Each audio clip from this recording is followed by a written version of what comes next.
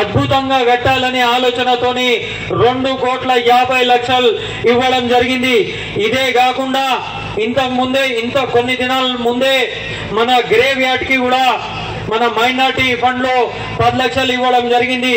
ఇదే కాకుండా భవిష్యత్తు కూడా మైనార్టీ సెక్టర్ కి అద్భుతమైన నిధులు ఇవ్వడానికి కూడా మన ముఖ్యమంత్రి గారు సిద్ధంగా ఉన్నారు. ఆ రోజు ముఖ్యమంత్రి గారు ఒక మాట చెప్పారు, మీకేం కావాలి ఒక చిట్టి రాసి దోలియండి. ఆ చిట్టి రాసి దోలియడం వల్లనే ఈ రోజు మనకు నిధులు వచ్చినాయి, ఎన్నో గ్రేవ్ యార్డ్లు వచ్చినాయి. ఇవాళ మైనార్టీ బిడ్డలంతా ఆలోచన చేసుకోవాలి. ఏది అడిగినా మనకు తక్కువ కాకుండా ఇవాళ కొడంగల్ మున్సిపాలిటీ పరిధిలో ఇవాళ నర్సింగ్ కాలేజ్ కావచ్చు, హాస్పిటల్ కావచ్చు, మెడికల్ కాలేజ్ కావచ్చు, అద్భుతమైన రోడ్ల డెవలప్మెంట్ కావచ్చు, అంతా ముమ్మరంగా నడుస్తూ ఉంది.